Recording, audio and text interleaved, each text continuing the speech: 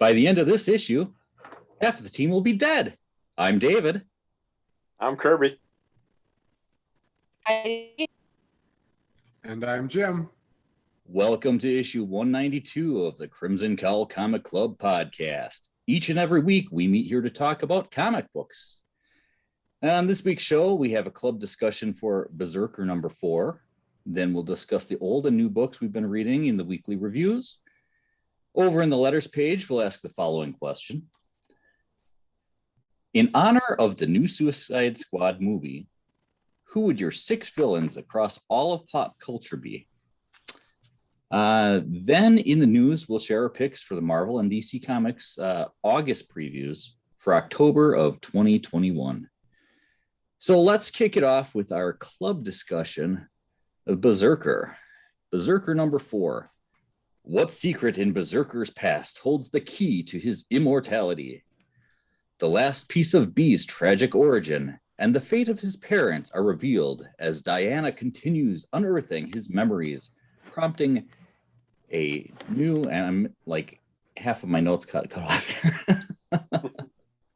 I could do a take 2. I'll be like Anthony and do take 2. We'll just edit that out.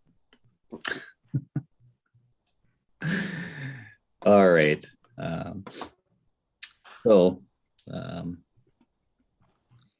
The last piece of B's tragic origin and the fate of his parents are revealed as Diana continues unearthing his memories, prompting a new mission in the present day. Will this one unlock the mystery that is his existence, or will B be cursed to wander the earth forever? And apparently we're going to have to turn to Kirby to find out, because Kirby is the only one in the club today who has actually read issue number 4 of Berserker. So let's jump into it. What can you tell us about these questions? All right. Well, basically, this one focuses on him in the psychiatric office of the lady that's part of the organization that's trying to delve deep into his mysterious history and learn more about why he's immortal and what all happened. And he gets back into the storyline, goes back to 17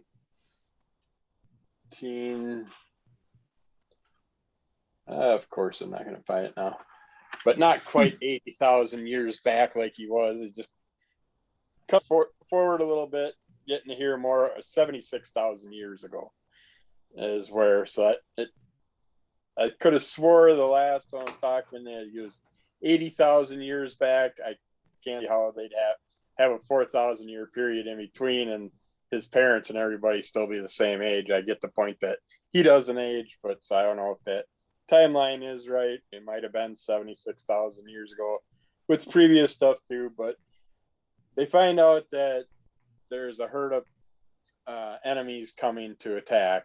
A bunch of villages got together. They're sick of being attacked and wiped out by this one camp, and so a bunch of different groups must have joined together and they came to attack them. And the father and the son and all the warriors take off, go and looking, but before they take off, the stepfather notices some lightning in the sky and finds out that the mother went back to the cave where they originally asked the gods for help, and that's how they get this immortal son of theirs.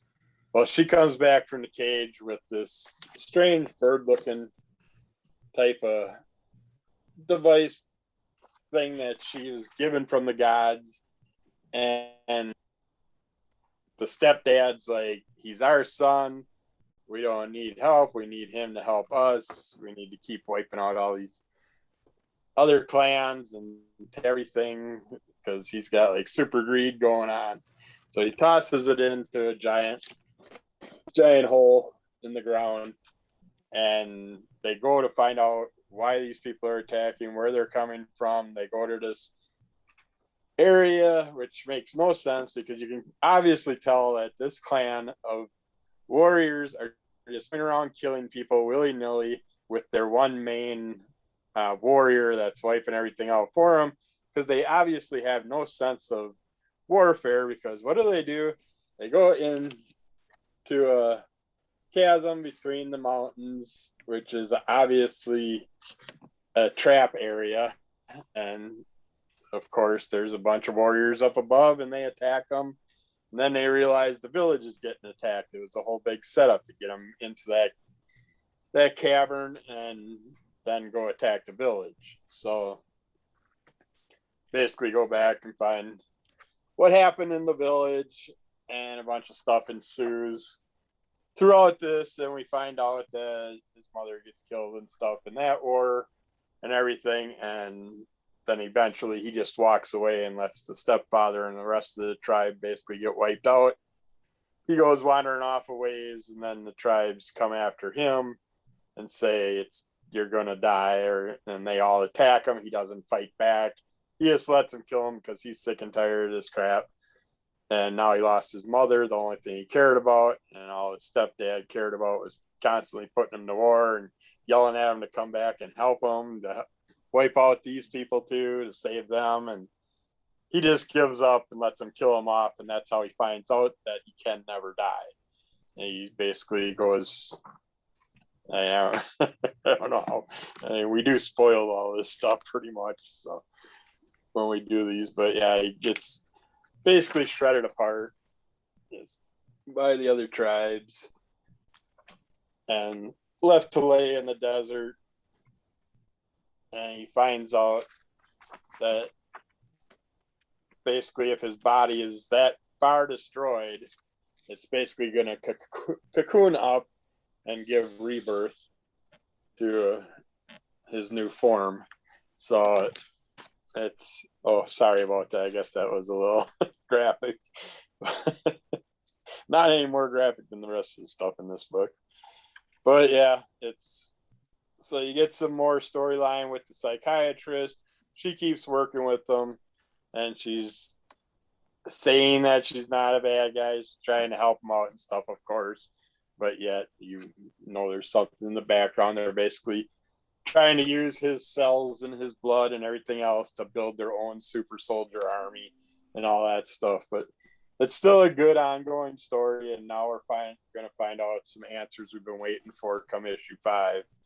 So I am happy with it. What's going on? But yeah, I was happy to see the stepdad get taken care of because he deserved what he got. Just too much greed will do that to you. I'm just waiting for the movie version to come out, where the lead character B will be played by the obvious choice, Dwayne Johnson. Yep. His dad will be Kevin Hart. All right. So that's issue 4. How long is this series again? I'm trying to recall. This was that was from Boom Comics. I can come up 12. It was 12. Okay. Oh, so we got a few more to go.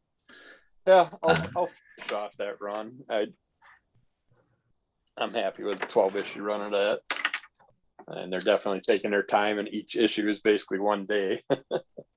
So yeah, and it's been coming out on a pretty regular basis and everything too. So it's always like a lot of the stuff I've been trying to get. Yeah, I mean, some of the stuff gets delayed, and then you don't know when it's coming out. I think this has been pretty regular. Yep, pretty much every month. All right. Well, I guess that does it for this club pick. We do have some upcoming ones. On the 21st, we should be discussing the Batman and Scooby-Doo Mysteries number 5. And then starting sometime around September, October, we'll begin discussing Star Wars Adventures, Ghosts of Vader's Castle. So we don't have a specific date for that, but it'll be around then that we'll start talking about that one. So that does it for the club reviews. Now we'll go on to our weekly reviews. And I will kick it off. I would think we have a little bit of a theme this week in honor of this one movie that came out. It's some of you might have heard of it. I think it's called Suicide Squad. The Suicide Squad. I thought you were talking about Game Over.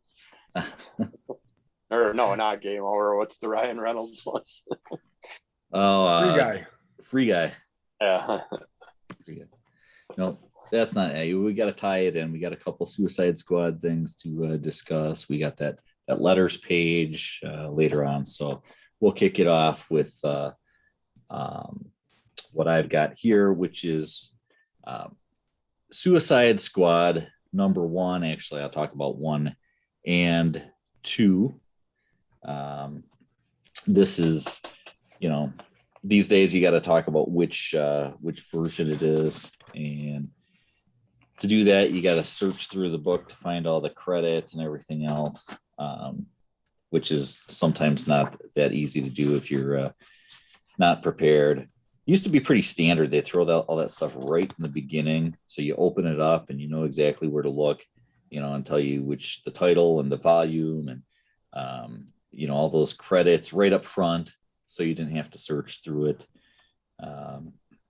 But this one, I don't know where they're at. I was going to tell you guys which year and everything it was from, but I think this was one of the more recent #1s. So this is actually the first Suicide Squad book that I think that I've read. It's something that I never picked up. So these couple of issues were in a pile of comics that I was recently gifted by Anthony, who was gifted by somebody else who had actually gifted the store some comics a couple of times when we were open up. So thought, well, I'll take them, I'll read it, I'll check it out. It'll prepare me for the movie. And we know I probably have some time because this is me, and I usually am always late to watching movies. But I thought it was pretty interesting. They get right to it. I'm not going to talk about like who they kill off, but I'm going to say they do kill off people right in the first issue. So they're meaning business. It's a Suicide Squad. They're sending people on these suicide missions, and so it obviously, in order to like live up to that name, to that title, you've got to have some deaths. You can't just go into every mission and just expect that everybody's going to make it out. This one actually introduces some new characters and some new team of villains, and they're kind enough to give you the little intros to all the characters and who they are in here and everything. So they do become a more important part of the story. I think probably ongoing in this series. Excuse me. I've only read the first 2 issues, but it's clear that that they have a lot to do with the title and not just the story coming up. So, pardon me.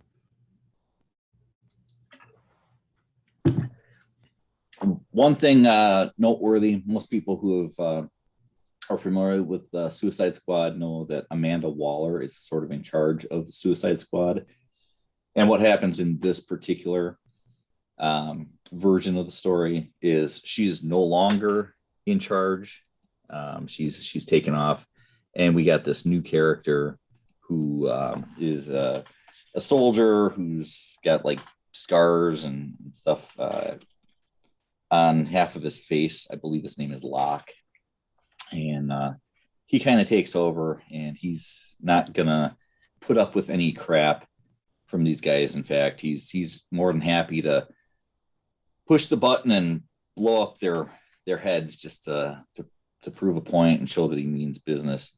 But I think this version of the team, they've got characters in here that not Superman, but characters who are not really well known or liked characters. Magpie is in one of them. She's one of them. You got this weird zebra guy, which I think his name is something like Zebra Man. So not necessarily the most well-known characters, but you get the team intro on here too. So you got King Shark and Harley and Deadshot and the characters that you're going to know and recognize from other versions of the team, as well as from, you know, this movie that some people are talking about. But I thought it was entertaining. I'm a fan of a lot of team books because you get that team dynamics, you get all these different personalities. And this, like a lot of those other ones, have these conflicting personalities too. But in this particular case, you've got this the Suicide Squad, and you got this other team of characters, and they're pitted against each other, and actually are sort of forced into working together. So within the first two issues, you get a number of both of these teams, people being killed off and then them being forced to work together, even though they've killed off members of their own teams recently. So it makes for a very interesting story in that way. But that was Suicide Squad number 1 and 2 from DC Comics. Let's go on over to Kirby. And Kirby can tell us a little bit about Dogman, but I don't think that's Dogman that you got there. I got my sister's new puppy. Oh. Shelly just brought it down. Now, if it's radioactive and it bites you, then you could become the new Dogman. Yeah, I'll take her. Come here, baby. Or her. Yeah, I got Dogman. It's a graphic novel for kids from Scholastic. It's a nice thick one. They apparently got a ton of them because I finished this, and I was thinking the next two I have would be in the order, and apparently they're not. And then Shelly looked it up for me and found out they got like 20 of these. So I ain't ordering them. I was buying them at rummage sales. I picked this up at a rummage sale, and it was a great thing to do because this is a lot of fun, and it's very simplistic, and you're standard kids form layout, easy to read. It's basically a cop and his dog partner are out and about, and this cat is with his evil commander, and he's like, his evil owner's not taking out the cop and the dog the way the cat wants him to, so the cat decides to take things in his own hands, does some stuff that gets him blowing up, and the cop loses his head, the dog loses body in a surgery. So they're like, hey, let's combine the two together, of course. So they put the dog head on the human body, and that's how you get a dog cop. And it's dog cop there. So, and the dog cop can't talk. He's basically a dog verbally. And so every time something's going on, his commander's like tries to send dog cop off to do things, and he finally runs off and does it. But of course, he can't talk to people when he's out and about on his cases and stuff. But the chief constantly has things going on where someone will leave a present on his couch or a present in his office, a little dog pile thing left behind and stuff, and the chief's always got Dogman chasing him down, yelling at for things that he's done. It's got these fun little, you put your hand on one page to hold the book, you put your finger on the other corner, and they do these quick page flips where you get your little movement thing. When you flip it through, they're throwing Dogman up in the air there. But it's just fun little things like that through the book for kids to play with. And there's a bunch of different chapters in here, but they all make one complete story. And a lot of it through here, Dogman's constantly somehow dealing with the cat that's trying to take him down, but then he also has a moment where this one person, the mayor, wants to replace all the cops with RoboCops. So she does some things to implicate Dogman, so it'll give an excuse to get rid of the cops and fire the chief. And she takes over, and then she can bring her RoboCops in. And then the cat character, I can't think of his name. Oh, it's Petey. That's it. Petey keeps trying to do things. And he's like, everybody's so smart. They keep beating me. So, of course, Petey realizes they're all reading books and stuff. That's how they're getting smarter. So Petey starts destroying all the books except for a library that he keeps hidden in his home so he can stay smart, and everybody else gets dumb, and everybody gets super stupid in here. And Petey just goes on, and he can't take how dumb the people are getting. And then all of a sudden, Dogman finds the books, takes the books out of Petey's house, takes them to a school. All the kids get smart. The kids take the books to their parents. They get smart again, and that's how Petey gets caught down the road for that. They just keep working together, and then Petey's in jail, and Petey gets a package delivered to him because this jail lets him, of course, just get mail from the outside where they don't check it over or anything. And he gets this spray that makes anything come to life. So lunch that day was hot dogs again, and Petey can't stand hot dogs, so he sprays the hot dog and gets himself a little hot dog friend character.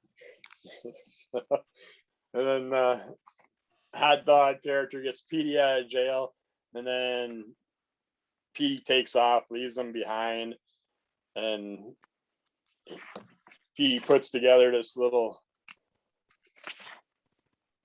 cage, and he blows a dog whistle, gets all the dogs around town to come, and they come into the cage, and then Dogman also comes and gets stuck in the cage, and of course the cage has a giant crushing claw that's slowly dropping down. And the hot dog's like, well, hey, I thought we were going to team up. We're going to be friends with Petey. Petey's like, I don't need you anymore. I'm out of jail, and takes off. The hot dog's like mad about all this. So he sits there and finds a bunch of, he goes into the prison kitchen and finds a bunch of other hot dogs and sprays all those hot dogs and builds himself a little hot dog army. And then he also needs, there's a little hot dog army. And then he needs some other backup. So he sees this, the little hot dogs aren't doing much good for him because they're just tiny hot dogs, and everybody's laughing at them. And it's like all these cute little talking hot dogs all over the place. So he sees this giant taco looking character and sprays it and turns it to life, and things happen, and Dogman helps him get away and all that stuff. And when everything's done with Dogman and Petey, all the little hot dogs are running around, hey, let's just take over the world ourselves and stuff. But they don't realize that there's a bunch of dogs running loose now because the dogs get out of the cage, and then the dogs just start eating all the little hot dog people. It's just a fun little kid story. And there's in the back, you get tons of those little flip stories. And then they have all these little how to draw each character within 20 steps and stuff for kids to learn how to draw. And they have some other fun little informative stuff and games for the kids in here. So but yeah, if you want a good book to get your kids started on reading, I suggest this series. They got like of them, and it was a lot of fun. It was a quick read. I read it within a couple sittings. I used it. I figure rummage sale book, it's perfect for when I'm sitting out in the windy weather outside. I can just sit there instead of wrecking my good comics all the time. I'm trying to sit outside and read. So check that out by Scholastic. Fun, goofy, and a good quick read. So what more can you ask for? And speaking of Suicide Squad, we'll go over to our Jedi ambassador, Katie, for her review of a Star Wars book.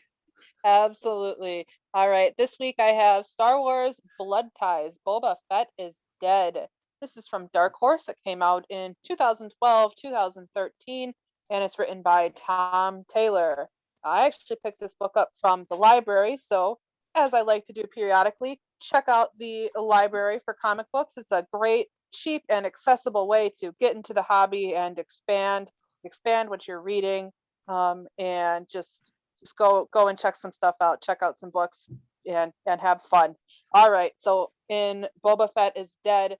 This takes place about a year before the original Star Wars: A New Hope, and the premise is Connor Freeman is the son of a clone, and so he's the son of the clone. He looks like all the other clones, which happens to include Boba Fett. And as per normal, people are trying to get Boba Fett, take out the competition, eliminate him from the game, and Connor Freeman ends up getting caught up into this. And the word goes out, Boba Fett is dead. We got him. Boba Fett is dead. Well, okay, he's not dead. We find this out. And it turns out that Boba himself kind of organized this idea so that his competition thinks he's out while he can then go and take care of some things. And he runs into Connor and says, hey, you look just like me. I need you to fill in for me and help me out while I go and do this job on the planet of Concord Dawn. So Connor's like, okay. And Boba's like, I'll pay you. And Connor's like, okay. So they go to Concord Dawn, and Connor Freeman is assigned to protect a young woman and her daughter from some bad guys. And of course, right away, some bandits show up trying to start a fight. And we find out that Sintas Vel and Aelin Vel are connected to Boba Fett. Boba had a family in this story. And in the end, we see how they can protect themselves, and we learn what Boba had to do to, keep them safe, and why he felt like, hey, I have to put the word out that I'm dead. And it was a good Star Wars shoot 'em up. There's a lot of good action, has a very Wild West feel to it. So if you like The Mandalorian, if you like the idea of a space Western, you'll probably really enjoy this book. And then in the end, of course, Connor does get his payment, and he gets to go and do what he's going to do, which is open another cantina. What else? I thought it was really cool how there was like actually a story and a family that was central to this. I think that Star Wars stories that resolve around family and friendship and those bonds usually stand out really well for me. I like those a lot. I enjoyed it. It was really quick to read. I think I read it in like 25 minutes. And the art style in this book was really good. It looked like it was almost painted. I really enjoyed that quite a bit. Beautiful detail there. And let me just pull up the technical specs of this book for everyone. All right, it is a 1 through 4. I got that in a trade paperback, and it's written by Tom Taylor. Painter is Christopher G. Scalf. The letterer is Michael Heisler, and the cover artist is David Palumbo. And again, this is from Dark Horse, so this is from the Legends line. This is not current canon, and it's Star Wars Blood Ties. Boba Fett is dead. A lot of fun. Check it out. Punch it, Chewie. All right. Thanks, Katie. All right. Next up, we're going to go over to Jim with the Green Arrow 80th anniversary special. Yes, this was out a while back. I just finally getting around to bringing it to the club here. This is a 100-page supersized comic book for the 80th anniversary of the Green Arrow. This is interesting because it has, like most of these do, it's an anthology book. They're all brand new stories though, but they cover all eras of the Green Arrow's history, in art style, in uniform style, and everything. And it starts with one where Green Arrow and Speedy are serving with the original Justice Society, and they're actually back in the 40s, and they explain how this is still part of the current continuity through some kind of time travel. They actually got lost back there, served with them, and then came back to the present time, And then each story kind of moves us through the Green Arrow's history. There's a different writing team and art team on each book. So if you have your favorite era of the Green Arrow, most of the stories do focus on Oliver Queen as the Green Arrow, but there are a few that have Connor Hawke in that role, who was after Oliver Queen was dead for a while. His son, Connor Hawke, took over the title. And then it goes into, all the different eras, basically decade by decade, what's the style, what he was doing, even like how the theme of the character changed throughout the years, But then what I found, my favorite story in this is the very last one, and it's called Tap, Tap, Tap. And it is ode to Denny O'Neil, who was a longtime writer of the Green Arrow. In fact, probably saved the Green Arrow from obscurity back in the late 60s, when he probably would have been relegated to history, after the golden age was over. He brought him back and made him a relevant character to the DC continuity, and did much to keep him as part of the continuity, the Justice League and everything, brought him back. So this is a 4 or 5 page story that his son Larry wrote. And it's no words, it's just all images that he writes that, and its art is by Jorge Fornes and colors David Stewart. But they just represent the different times of his life, from a child sitting in the bedroom listening to radio drama about cowboys, and then going on to being a young boy reading comic books, serving in the Navy, getting married, doing different jobs throughout there, finally starting his career as a comic book writer, and then how he progressed through having his own children, writing different characters. It shows a stint with alcoholism, and then marriage, and then awards that he won. And finally, it's just showing him as an older man, throughout it, they show tap, tap, tap, writing at the keyboard, or originally a typewriter, then a keyboard, until he finally is on his deathbed. And then we come up to this panel where it says, "Goodbye, Pops." And just the Green Arrow's gloved hands holding the dying Denny O'Neil. And then we see the last panel, the DC heroes surrounding his bedside. But yeah, that was, and because we did lose Denny O'Neil in the last year, so he was, like I said, a big part of the DC, the Green Arrow history. And that was such a great tribute written by his son, so that I had to bring this story to the club for that. That's really touching. That's really sweet. Well, It was. Yeah, I mean, it's great when you get a tribute to a character. This book is a tribute to Green Arrow, 80 years. But to throw in that cool tribute to someone who was a prominent writer that is heavily responsible for making the character what he is, and to put that in there is actually a really cool thing to do. It was like, I'll pick it up with some more DC books. Again, this is from the stash of stuff that I was gifted from Anthony recently.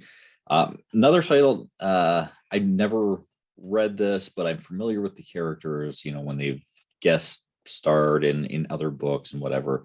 So I'm not new to the characters, just haven't read them in their own titles before. And so this is Metal Men issue 1 and 2. This title came out, this version anyways, after that horrible Dark Knight's metal thing that we all suffered through. So it picks up after that. So it incorporates some things. A big one being in metal. Challenger's Mountain had just like mysteriously appeared in a new place, and there's some people investigating it. There's this nth metal that's down there, but this particular vein of nth metal that's going through the mountain is kind of like taking on its own life.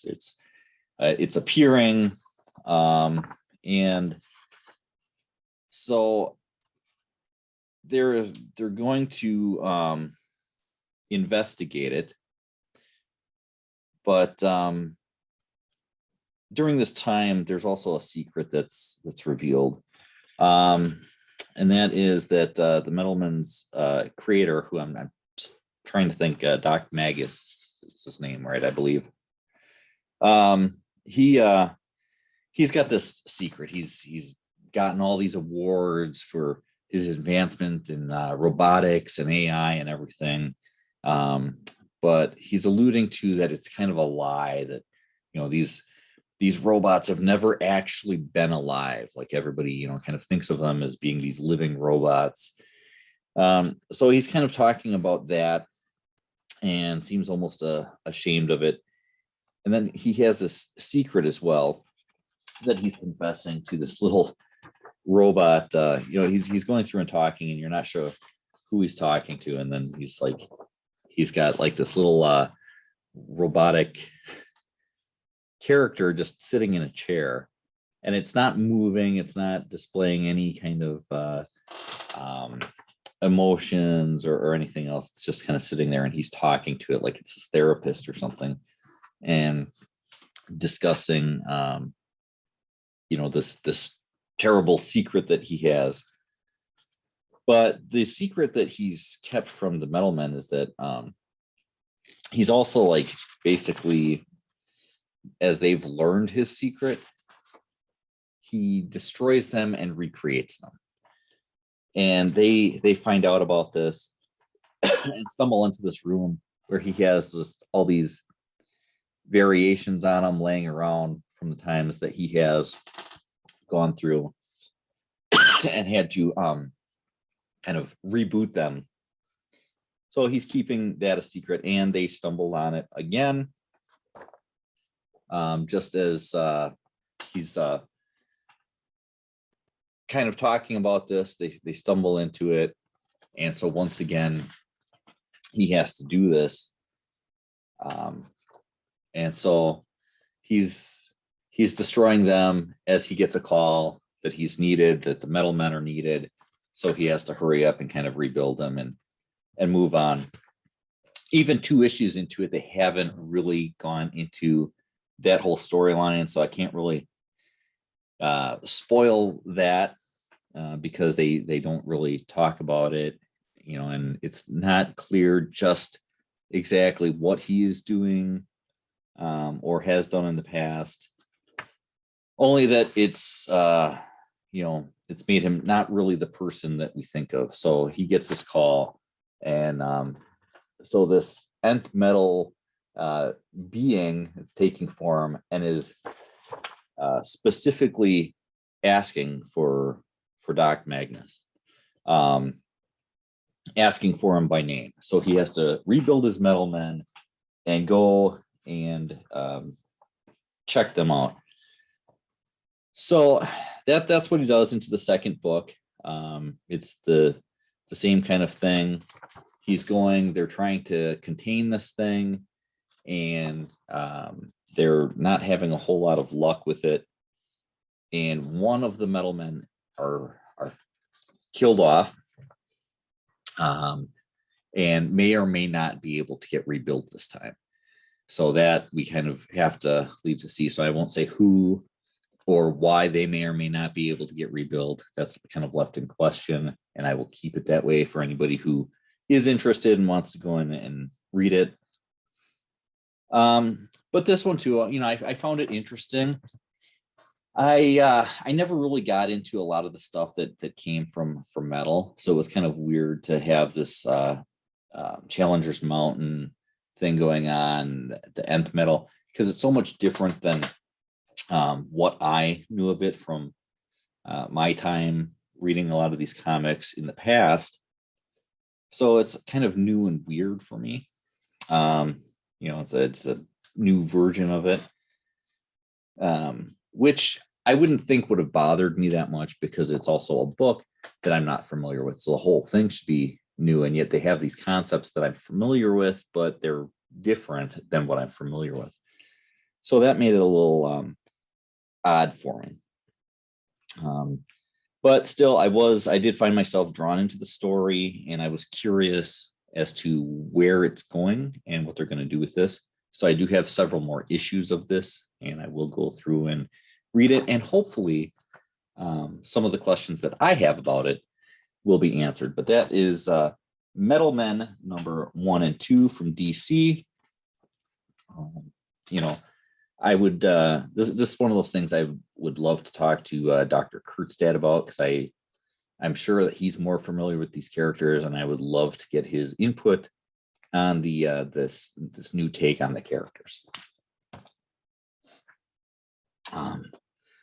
All right, so now we will go back around to Kirby, and Kirby can tell us about Spider Squirrel.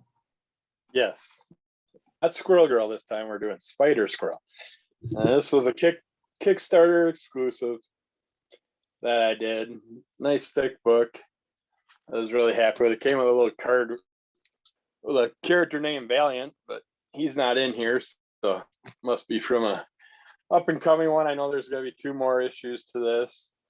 This was a fun character to check out. Whole new storyline. I don't know all his powers yet, but he's just hanging out with his buddy, and he's going off to a kind of like, not a con, but a thing where someone's doing some speeches, and he's going there, and there must have like a dating setup where you can sit down table to table, meet each individual person. He's sitting there checking them out, checking some people out, he didn't want to get in a dating scene with his buddy that turns into a panda. He basically set him up with, I suppose, just shirtless. That's the guy that turns into his roommate, that turns into the panda character. But he set him up with this dating account, so he's like, yeah, I'll go. But while this all happens, this character just happens to appear from another realm, and it's this character here. And he's like, okay, this is an interesting realm, different from my other world, and he has to go get some money and stuff. So he goes to the bank, and he's got this ability to increase in size and bulk himself up and turn in this big, strong brute. And he uses that ability to break into the bank and get some cash so he can get around. And at that same time, the cops show up, and they're like, send us back up. We need the mix out here, which are basically meta-human response unit. I don't know how the MICS comes in there, but he keeps calling them the MICS or MICs. And so he calls out, see what meta-human's going to come, and Spider Squirrel's buddy's sitting in the bar, and he's like, okay, he gets the call. So he yells to him, they take off, and Spider Girl, he got me thinking Squirrel, Spider. Spider Squirrel takes off and heads to the thing to see what's up. And while he's fighting with them, he sits there and jumps at the guy to kick him, and all of a sudden this little warp thing appears, and he gets launched in another dimension, and he falls through that dimensional portal, through another dimension, down through another portal, through another dimension, down through another portal, through another dimension, down through another portal, this keeps going through these different dimensions, and finally lands in one for a while, deals with some characters that are fighting, helps out the good guy, deal with the bad guy, and he's like, I can get you back to your realm. These characters have the ability apparently to jump through different realms, so they can open up portals, but these portals that sucked him in apparently nothing to do with the guy that came to our world, and so some portals are just popping up, but we don't really know much about that yet in this issue. But it keeps going on. He keeps going through these different portals, and it's kind of fun because he goes into different style worlds where all of a sudden he's in this kind of a cartoony world. And then he goes to another one that's kind of like a Flintstone-y Jetson style world. And he gets a giant tardigan because, of course, in our world, tardigans are the smallest, wickedest things on our planet. But then in this world, you got an actual giant tardigan, so that could do a ton of damage. And you get some characters that are fighting him, and he helps them out and stuff. But while this is all going on, his partner has to bear up and take on the character that's in our realm. They do a little Street Fighter thing going on with that. Just fun how they play with all the different things. And with this Kickstarter, of course, I backed the Kickstarter that got a lot of extra things and stuff. It came with a bunch of all the different covers that were available and some other possible cover drawings that they're going to do. But we got a whole bunch of them. It was pretty cool that these all came with it. And there's the parkour cover that I bought. Yeah, a bunch of different Spider Girl, I keep doing Spider Girl. They got a Shazam style cover that they did. And there's the two buddies fighting. And there's them together. And you got Spider Squirrel working out, doing a bunch of parkour stuff. Then this one's a little graphic. Thankfully, this is just being seen on video because you're going to see Spider Squirrel playing around with his bust nuts in this picture. His buddy's sitting there pantsless. And the last one they did was Back to the Future one, which is cool. I like that one too. So, but this, I don't want to give all the storyline away, but that was a really fun story. I'm looking forward to the next two. I hope they kickstart those two also. But hopefully you'll see these in the future in the stores. But I haven't seen nothing yet for a pre-order for anything up to November. So I'm guessing this might just be a Kickstarter exclusive. But the fun thing in here also was in the back, they give you a couple more, couple other types of stories. One with some big Killer Croc looking character in it. It was a fun little teaser. And then they had a black and white storyline where a guy actually goes in and kills Hitler off and changes the whole events of our future and everything. And it's just, they keep teasing throughout the book. You'll see people that are in it and things that are happening, like when he goes to these different realms and stuff. And then in the bottom of the comic, you'll say, find out more about this coming up on Comic Vine or in another comic in the future called this and this. So they have a few more comics that are coming out. They're going to do crossovers. So that's cool because every character I've seen in here, I was interested in. No one really was too drab or dreary. It's just, but yeah, I say check it out if you can find it. But like I said, it was Kickstarter exclusive, and I don't see it coming out yet, which surprised me because a lot of things I kickstart as soon as I get them, they're already been in the catalogs for a month. You know, and it's funny because it's got these like crossover type things in there.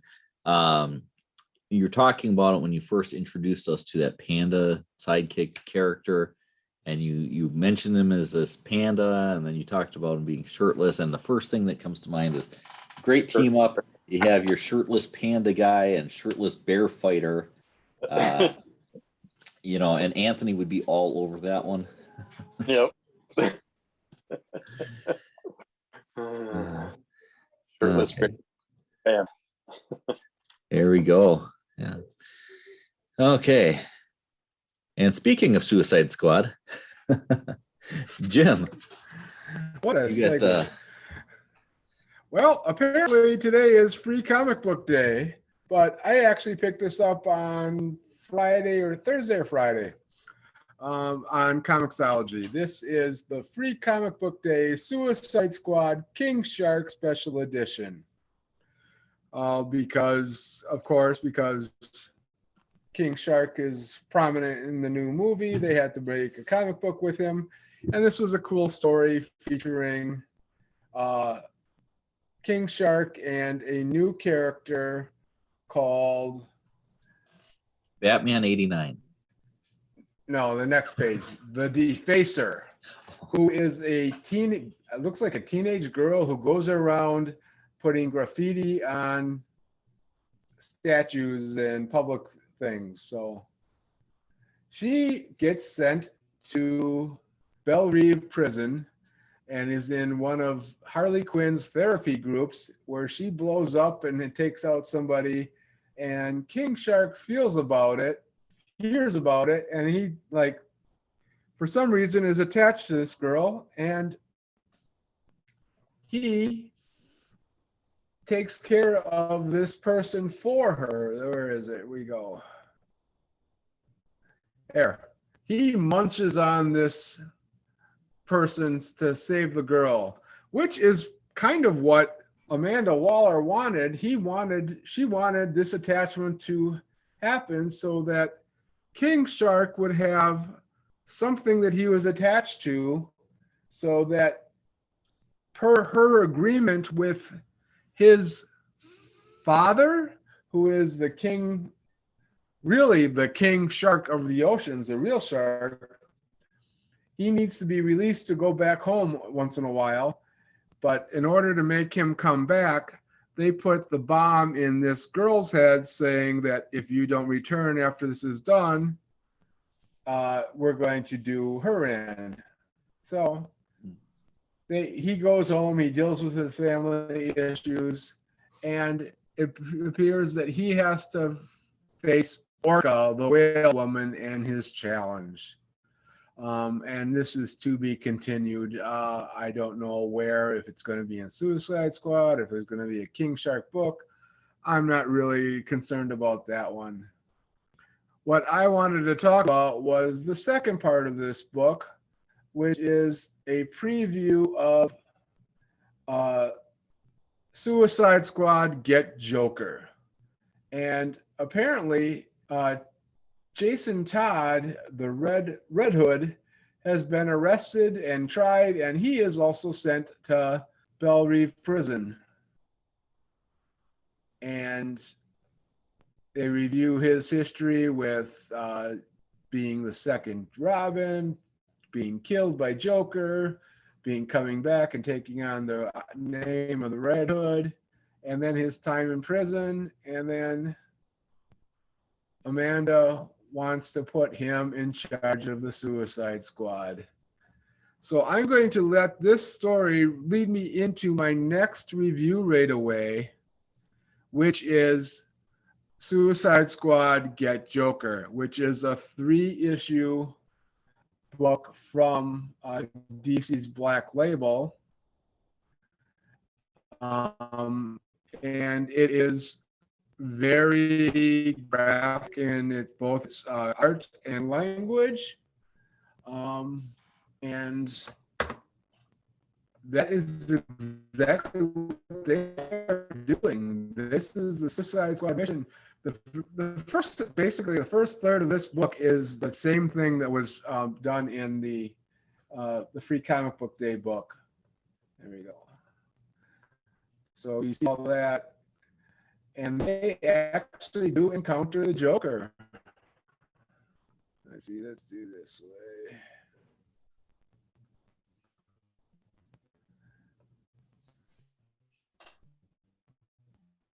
And his Joker has actually not just henchmen, he's got hired killers around him to protect him because something else is going on.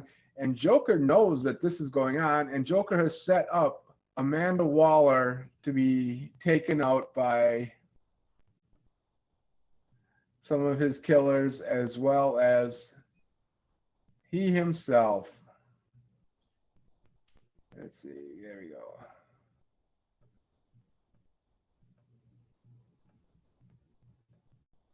He sings her a song and says, guess who? There he is. He's taken out Amanda Waller, and then it will be continued in the next issue. So, yeah, they are ready to actually kill the Joker. Whether that happens or not, we'll have to see. But for now, the Suicide Squad with all their allies, including Harley Quinn, are going to be after the Joker. And this one was written by Brian Azzarello, who probably, I think we most likely talked about him as the writer for the Batman Damned series. So he's kind of got, he's very good at the dark horror-ish kind of stuff. So we will, I expect good things from this series then.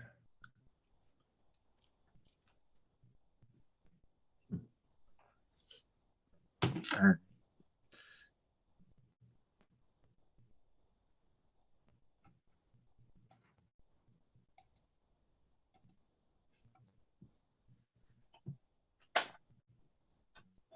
So how many people actually think that they're going to kill Joker?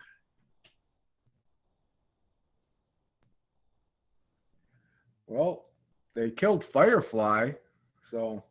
Thought they did kill Joker not long ago. Joker has been killed so many times. You can never keep a good Joker down.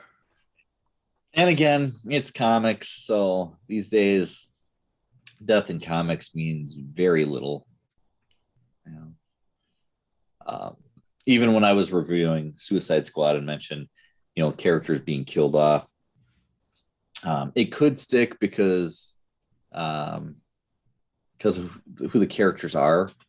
But even then, there's a pretty good chance that it won't.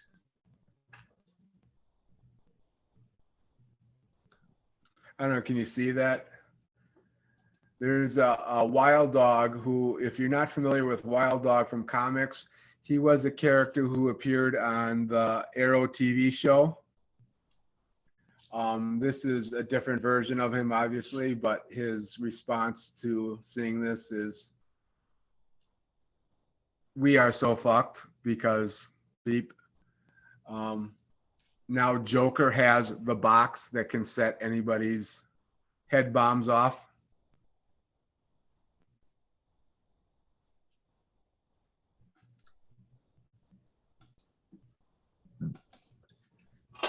Well, that kind of gives Joker control of the Suicide Squad. It's like the Joker Squad now. If he wants it, I guess.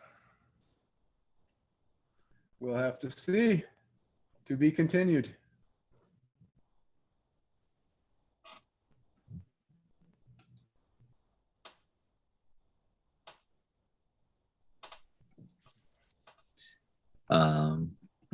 And how many issues did you say that was? Three issues? It's scheduled for a 3-issue run, yes.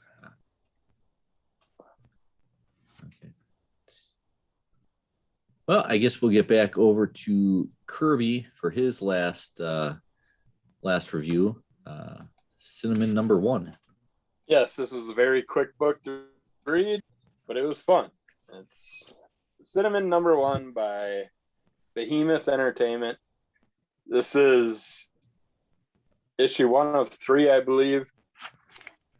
Basically, you got your ordinary house cat and his owner, or her owner. And the cat comes home. Cat thinks there's something in their grocery bag for it, and she's like, I got no food, you ate already. But then she pulls out a big box of catnip.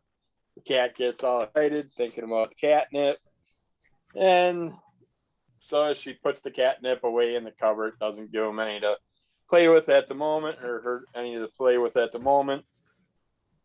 I don't know what's up with this cat, if it always has it or not. He's got a really long tail for some reason. But it's fun because the cat starts talking to the goldfish, and basically the goldfish is just been there for a little while, and the cat starts planning how to get the catnip. So you basically get to see the cat transform to his mental thoughts of how he's going to get that catnip, what he thinks he's doing, what she feels like and stuff. And it's this cat human like character, and has to go jumping across the counters and stuff to get to it. Its owner throws some toy mice out for the cat to play with. Says play with toy mice, and of course, in its mind, she turns the mice into living beings and all that stuff, and you just get to see the whole fight between the cat and the mice and all that stuff. It's just fun watching it, because it's like anybody that has a cat knows how much of a pain in the butt they can be, and the things they can do when you want them to do one thing, they'll do the complete opposite. You tell them to behave, and they don't, and it just turns its owner mentally into being a robot character, an evil robot that's trying to take the cat down. The cat gets up on the counters and has to deal with obstacles to get around on the counter to get to the catnip, and the obstacles just happen to, it's only like a 10-page book, and of course I can't find the pages that I'm looking for when you want them, but basically the cat sees these bombs on the counter, and she has to find ways past the bombs, but the bombs are actually glasses of water, and the cat goes, okay, I'm just going to push this bomb out of the way. So the one bomb falls off the counter, it's a glass of water, so it explodes on the ground, and the cat's owner's like, what are you doing? I'm just trying to lay here and take a nap.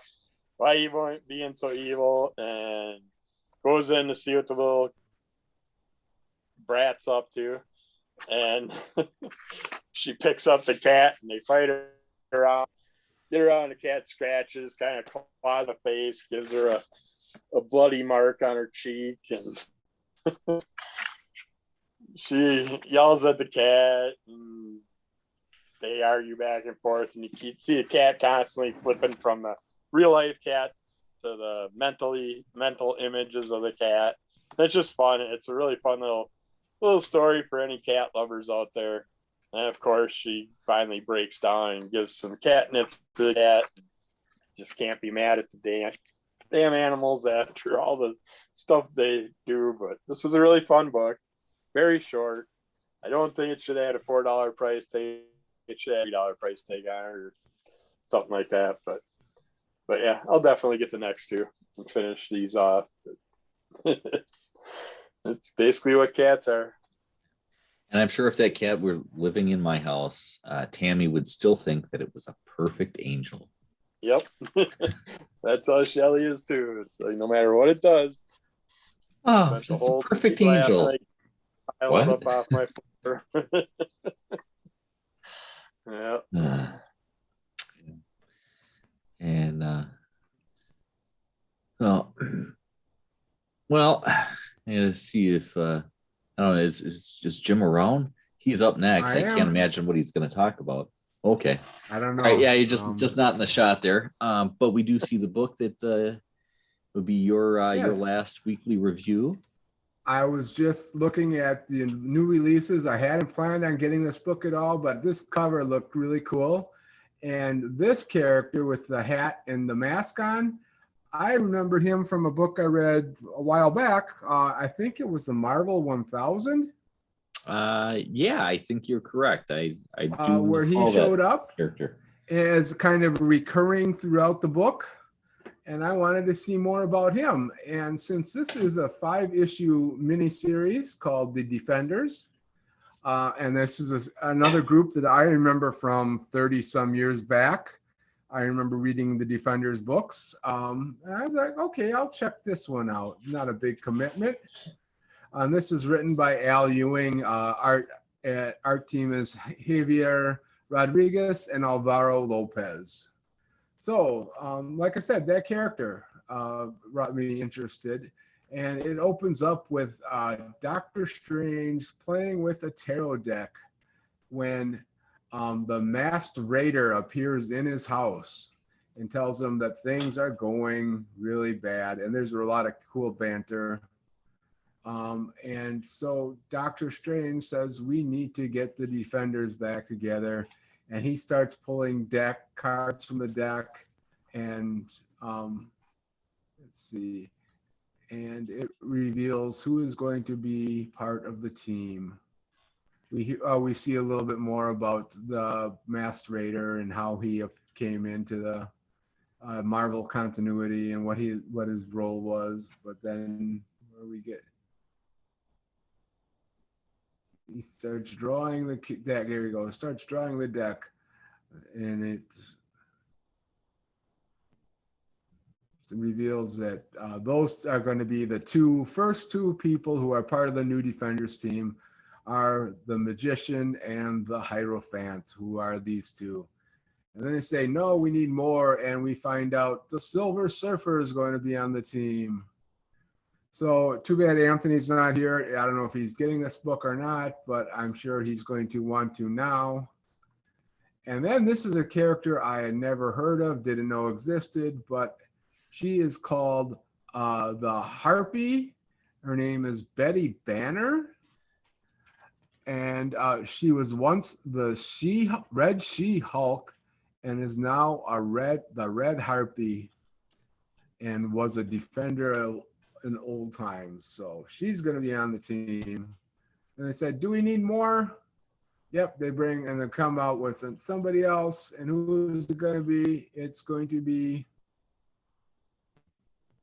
somebody called Cloud. And once they got the team, they go back, go and present, try to deal with a problem, and they get sped back in space-time, and they go back to the world before the universe as it is now, before Galactus, and it's to Omnimax. Now, I don't know this character. Maybe you do. Maybe Anthony does. But the subtitle for the next issue is Next Galactus Mom Has Got It Going On.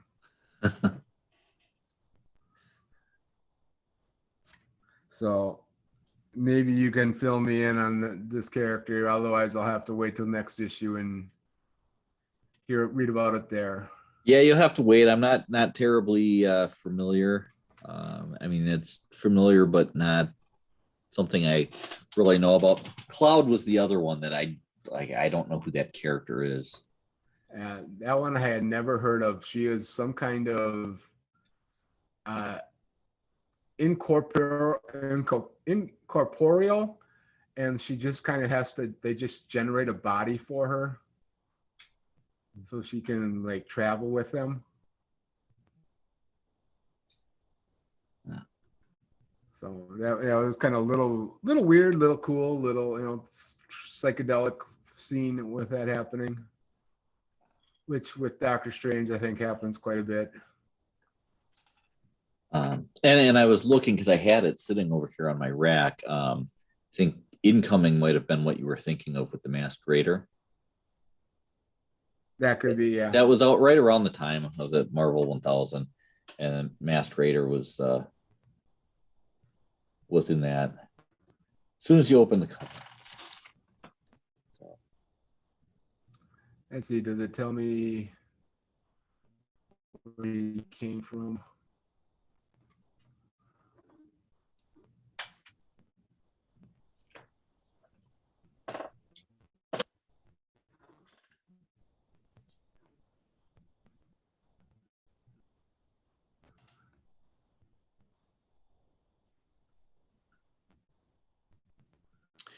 And Does it say? do you know if this incarnation of the Defenders is meant to be an ongoing, or is this a It is scheduled for a 5-issue run. okay? That doesn't surprise me because a lot of times the Defenders, the more recent tries that they've given it haven't taken off all that well. So it doesn't surprise me that they would do it as a limited series versus an ongoing. Yeah, they kind of go over some of the history that they did with the Masked Raider back then in that other book, but they don't actually refer to when they talked about it. How it came from the time of Camelot and going forward and all that. But yeah.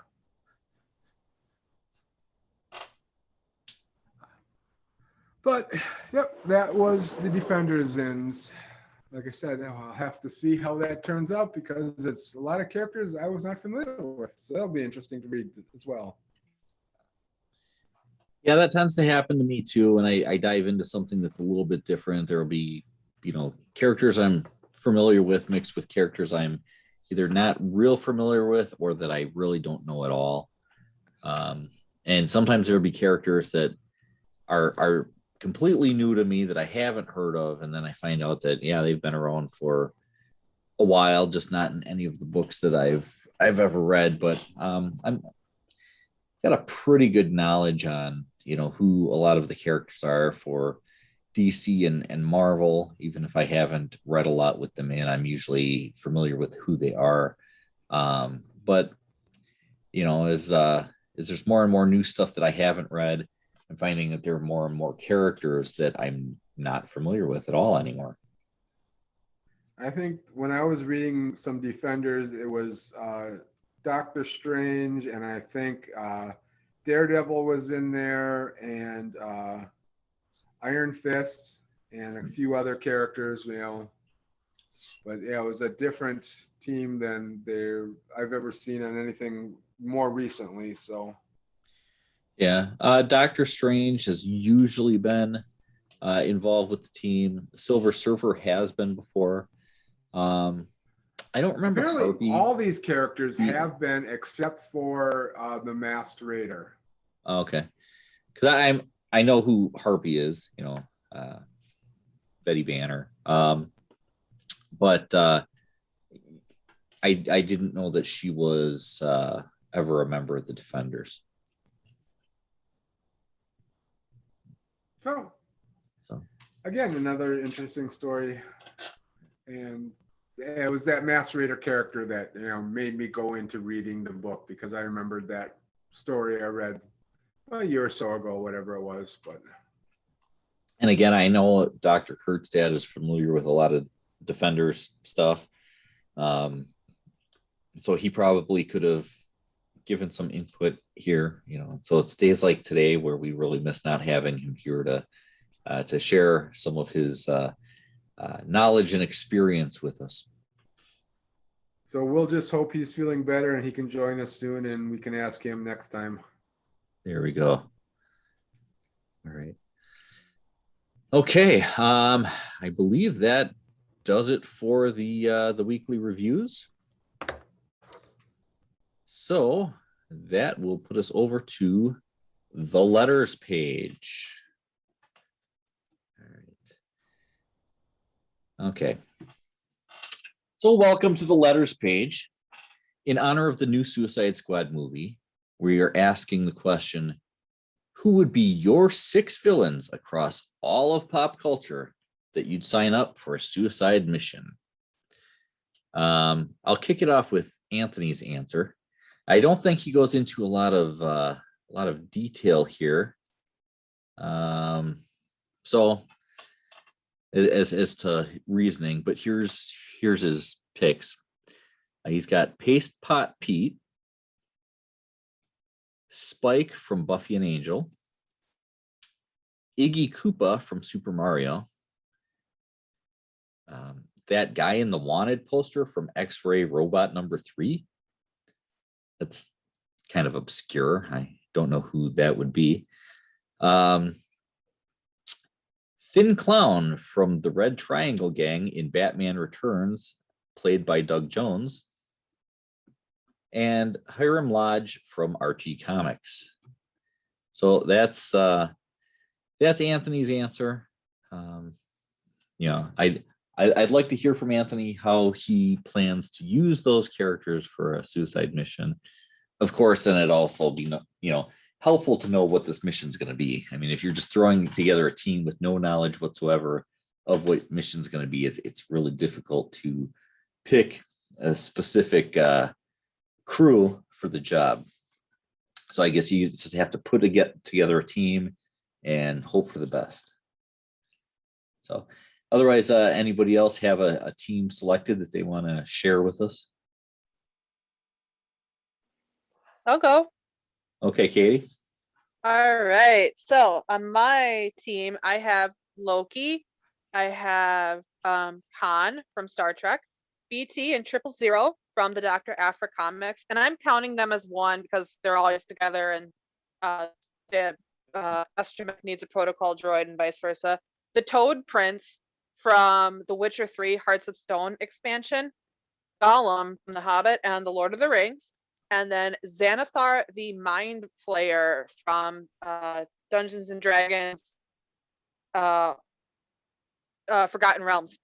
And I kind of picked these because, I don't know, Loki, Cod, Gollum, and 000, they're all like very devious people. Like they're always have a big plan, like 4 steps ahead, and they're very adaptable. So I feel like whatever the mission would be, like they could adapt to do it. And they'd probably take it on too.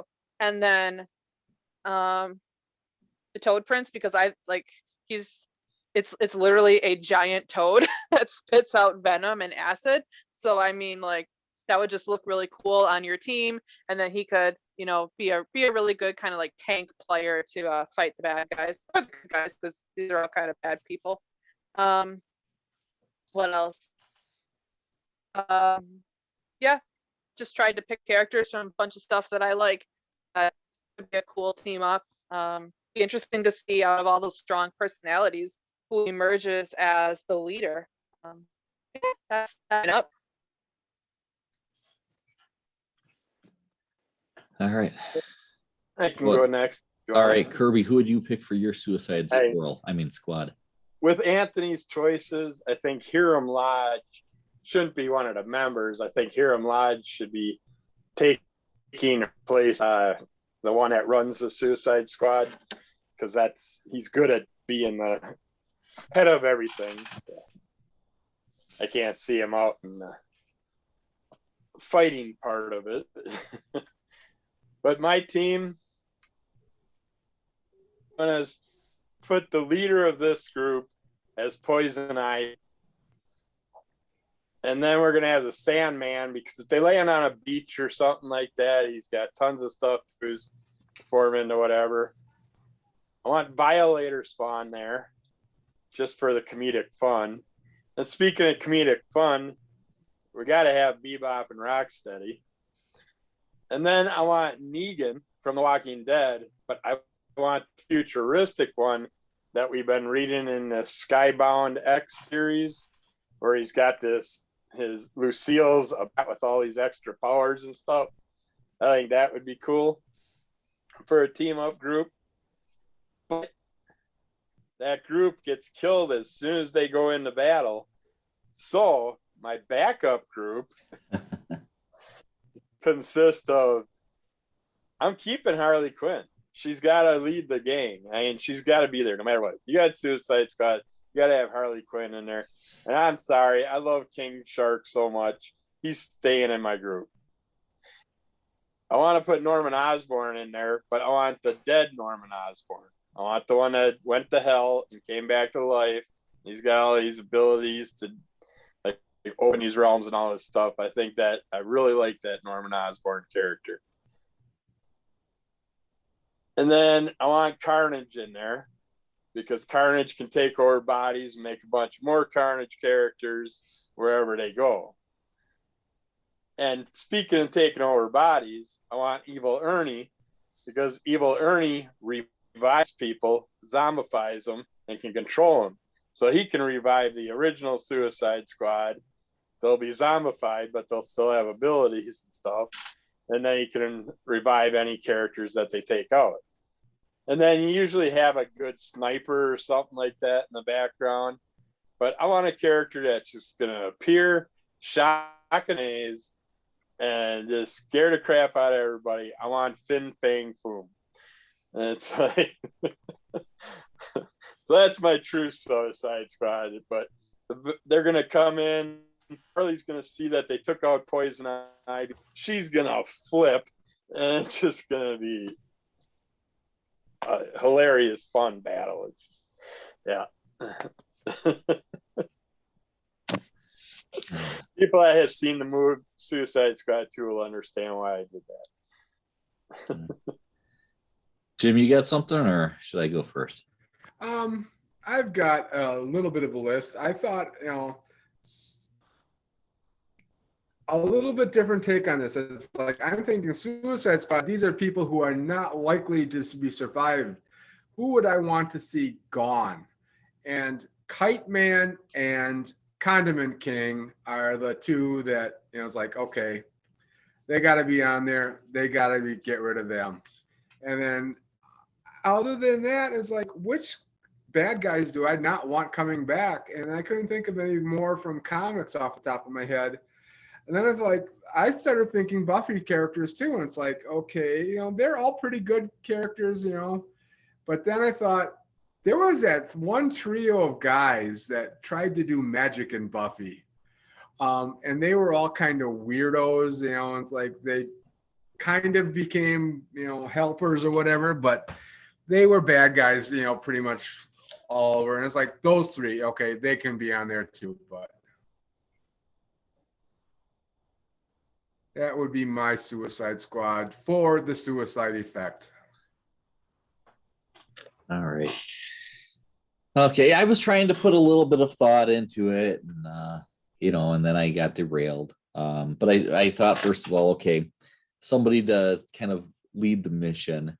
I thought rather than just having somebody lead from behind, have a leader in there, somebody that can go out, who's intelligent, can call the shots and everything else. And I thought Lex Luthor would be a good one. He's got the brains. He's going to scheme a little bit. He will probably know how to keep some of these other characters a little bit more in line. Besides just having that bomb, in their brain or whatever. So I thought, we'll put Lex Luthor in there, and not fat business suit Lex Luthor. We'll do we'll do the version that would wear like the powerful armor and stuff that he built and whatever. That way he can actually get in there and participate in the mission. And then I thought, what would be really cool for a villain that you could have, if you could find some way to control them and get them to do what you wanted, that would be good in a lot of different ways, would be Darth Vader. One of our favorite villains of all time. Let's throw Darth Vader in there and force him to pull off some mission for us, because he can use the Force. He can wield that lightsaber and everything else. Just try to put him in a position where he can take the high ground. And then I was trying to think of some of the other characters. I did think of going a different route, just because it would be a little bit more fun. Instead of getting that sharpshooter, sniper guy, let's just get somebody that likes guns and just goes and shoots stuff up. So my pick for that was Yosemite Sam. You know, I thought we'll throw Yosemite Sam on the team just to change it up a little bit. You got to have, you know, kind of your joking around comic kind of guy. And somebody who's not always thought of as a villain, but definitely started out as a villain would be Deadpool.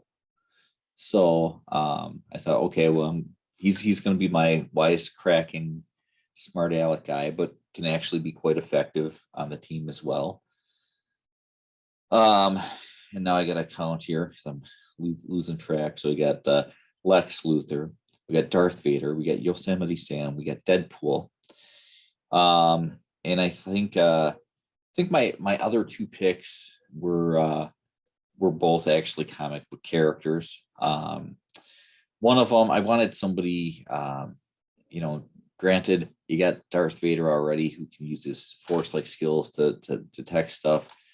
But I thought somebody else, you know, in that way, who's used to doing missions that might be suicide missions, who's got the skill, but he's ruthless, you know, definitely not afraid to, like, you know, do some killing and stuff like that.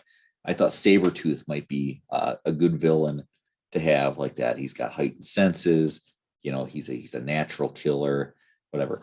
And then I thought, well, the one thing that might be missing is somebody for a little bit more stealth, you know, somebody that can kind of sneak into some places and whatever. And a good thing also to balance it out, you know, is this character a villain or not? Classically, yes. So I went with Catwoman to kind of round that out, and also puts a female touch on the team because it was lacking. So there you go. That's my Suicide Squad.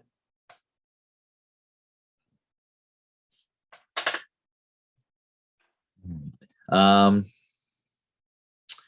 guess that'll wrap up the letters page. We got Anthony's answer in there. I'm definitely going to have to ask Anthony about his answer, you know, because I'm curious as to what his thought process was going into that. But now we're going to move on to the news.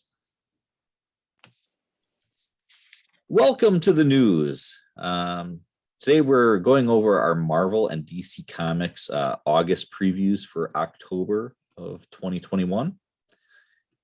This is the part where I kind of sit out because I no longer look at previews. I'm a back issue guy. So I leave it to the three of you to tell people out there, you know, what you guys think are the picks. What should they be ordering for Marvel and DC? If I were going to tell them what to pick, I would say whatever interests you. But what interests you guys? What's looking good in the Marvel and DC Marvel or previews? DC? We'll go with Marvel first. Well, actually, I only have one Marvel comic other than my Deadpool Black, White, and Blood #3 and Moon Knight #4 ongoing that I'm doing. But they have a couple one-shots coming out, one with Iron Man, but I'm going to go with the Darkhold Blade #1 one-shot. The King of Death. Are you fanged or are you food? The world is divided into humans and vampires. And Blade, the one who walks between them both and kills with equal impunity. After reading from the cursed Darkhold, Blade and a cadre of other heroes were meant to enter Cthulhu's dimension and stop the ancient god from destroying the multiverse. But reading the book has changed all their lives and histories. And for Blade, the consequences are far-reaching. Vampires rule the world, and he rules over them all. But there are some heroes left, and Blade is not omniscient as he thinks. But it's got Blade in it. I'm going to check it out. I don't know a ton from Darkhold, but I did read a little Darkhold run not long ago, and it was kind of interesting. So I'm going to check that out. And they do have an Iron Man one also. I'll grab the Blade one. That's all I have for Marvel. All right, I'll go next. Continuing with a whole bunch of Star Wars titles, we have from the High Republic era, Trail of Shadows. It's by Daniel Jose Older, Dave Wachter, and David Lopez. This sounds like it's going to be a murder mystery, and I think that's a really cool concept to explore within the Star Wars universe. I'm continuing to really enjoy the High Republic. Give it a shot if you haven't. It's pretty fun. This book is going to come out on October 6th, 2021. Yeah. Anyway, Star Wars The High Republic, Trail of Shadows. I have nothing from Marvel. All right, then I have one more pick from Star Wars The War of the Bounty Hunters event. Check it out now. We have IG. It's going to be a one-shot, as I can tell, and just telling us more about this bounty hunter and the robot's background, and should be fun. Good way to tie in with a classic character.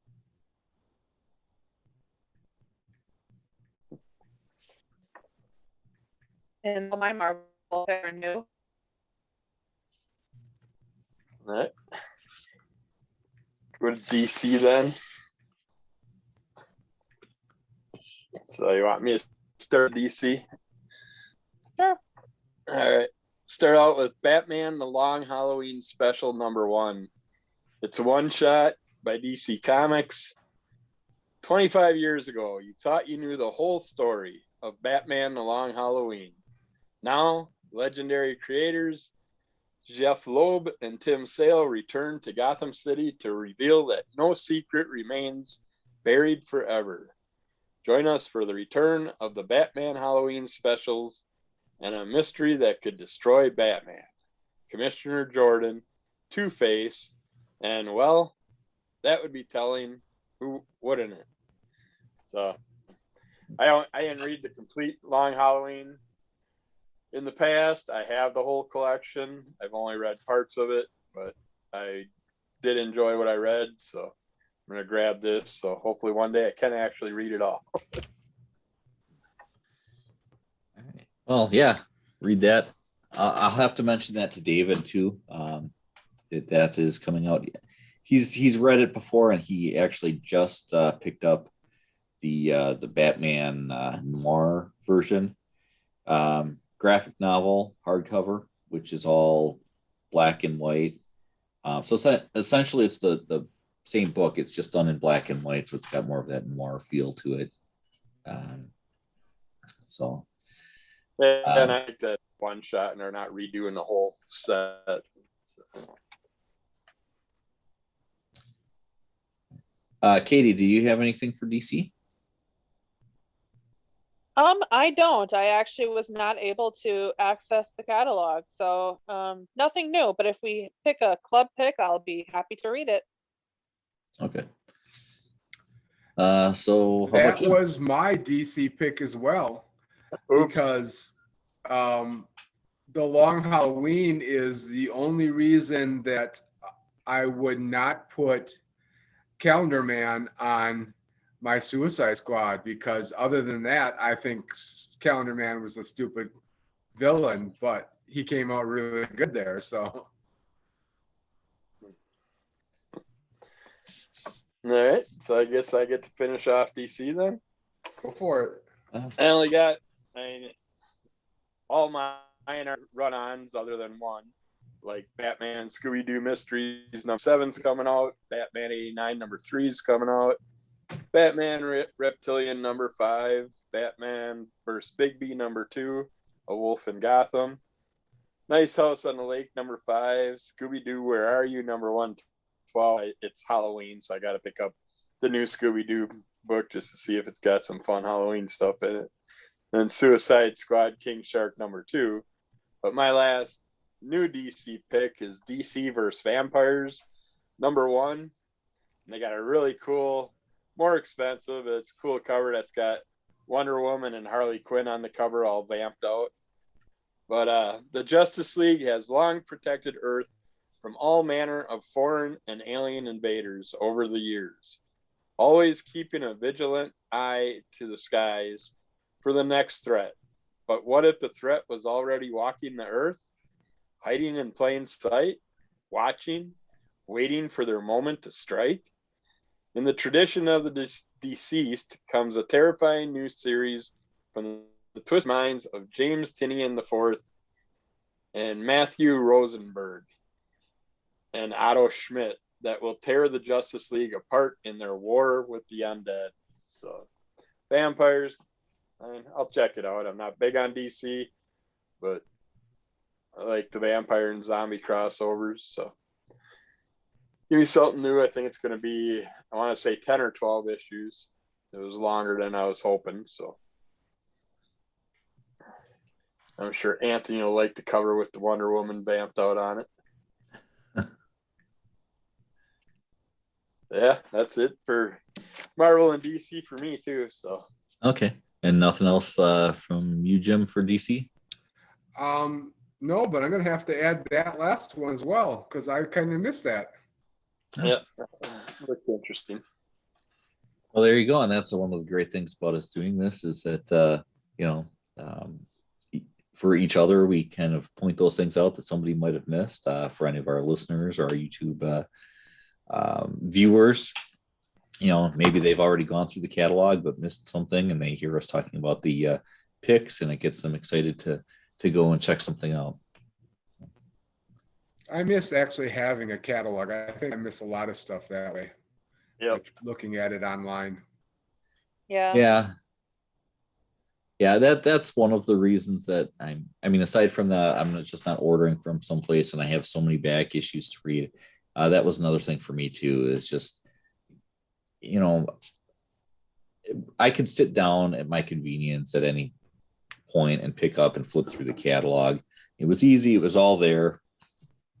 They started doing the Marvel separately and the DC separately, which that was fine. But I kept it all together and it was there and I could look at it and I could reference it. And it should be easy to just do that online.